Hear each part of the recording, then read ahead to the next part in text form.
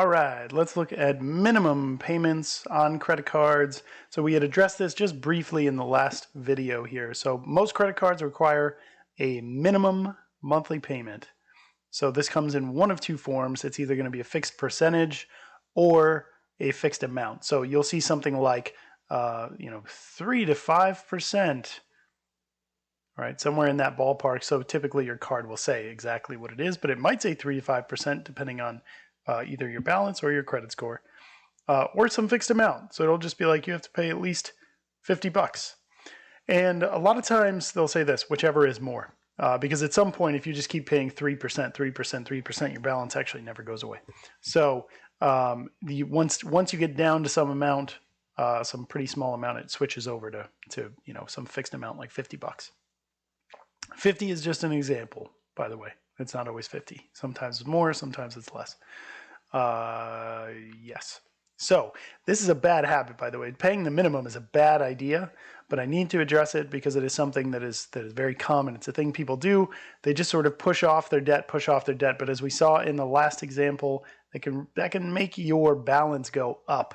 It means that everything you're paying is just going to interest and fees. It means that you are not only not paying down any balance, your balance is getting higher. Okay, so let's assume we got a balance of $6,000 on our credit card. We make no more charges. Again, we're kind of using the simple case, no more charges. If APR is 23.99 and you're required to make a minimum payment of 6% every month, what's the minimum payment? Well, okay, the minimum payment for the first month, and of course it's going to change every month. It depends on what your current balance is. So it would be 6% of the balance. So we would do 0.06 times our balance, which is 6,000. Right, so we would do this. Okay, but again, I do not want to see formulas or anything like that. This is something where we should basically just have Excel doing the work for us. It is enough for me to know that you have chosen the right scenario within the templates, that you know the inputs within the templates, all that good stuff. Okay, for credit cards, the very first one is minimum payment. So we're going to say balance is 6,000 and minimum percent, again, you can do 0.06 or 6%. I'm just going to keep reiterating that because it's very important. Okay, in this case, you got a pretty high minimum payment, right? $360. The reason that is because your balance overall, right? 6,000 is pretty high, so you got to pay $360 on that. The other part of this is, usually the minimum is trying to make sure that you're paying a little bit more than your monthly portion of the APR so that you can at least keep consistent with the finance charges so that your balance doesn't actually go up. But there are cases where the minimum is less than keeping pace, and so your balance does go up. Again, it's a real bad scenario, real bad. Okay. Suppose you've got a credit card with 36% APR. Again, that sounds absurd, but it's a very real thing that can happen. The minimum payment is 10%. So usually for an APR that high, you are going to have a higher minimum. So minimum payment is 10% of the balance. We've got a balance of 900. Okay, 900 is okay. It's doable. So let's see, what do we want to find? Calculate the minimum payment for the first and second payments. Okay, so first of all, let's just find that very first minimum payment. So we've got $900 balance. We're paying 10%. Probably by no shock, this is going to be exactly $90. All right, so first payment is $90. Again, minimum payment, minimum. So then we have to think to ourselves, well, I didn't pay off my whole balance. It's going to accrue a finance charge. So when I go to the next month, it's probably not going to be $90 again, right? My balance goes down, but then the finance charge makes it go up. So let's look at basically what's happening for our finance charge. So we started off with a present value, right? A balance of 900. We made a payment of $90. We did not make any new purchases, so that's 0. And our annual interest rate, we said, was 36%. So we're going to have, right, a $24.30 finance charge. So our ending balance after all of this is $834.30. $834.30. Okay, so ending balance is $834.30. It sounds like that's what I need to go back up to my minimum payment amount to in order to find my second month's minimum payment. So we're going to do 834.30. All right, and then that's going to tell us it's 83.43. Again, 10%, we just moved the decimal one place, so that one's kind of a nice one. Okay, so second payment, what did I just say? 83.43, I believe. Right, and it would be like this, you know, carrying forward. So the minimum payment should go down as long as we are paying enough of a percentage that we're outpacing the APR.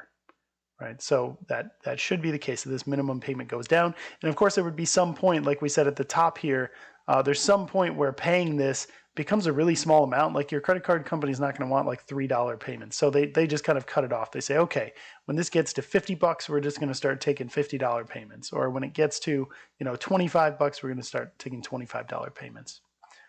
All right, let's see. You've got a new credit card with a promotional 0% APR. This is really nice. So a lot of times when you get a credit card, they're going to say, hey, you know what? We're not going to charge you interest for the first however long, 9 months, 12 months, 14 months. You know, typically it's around a year. Sometimes it'll be for 2 years. That's really, really rare. But, you know, roughly a year, somewhere in there.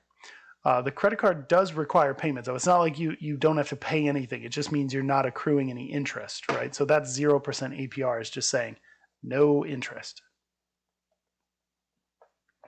Okay, the card requires a minimum payment of 4% of the balance.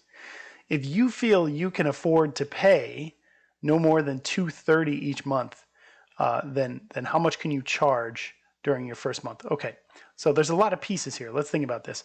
So the min payment is 4% of the balance, right? And what we're saying is I can only afford to pay $230. So if $230 is the max I can pay,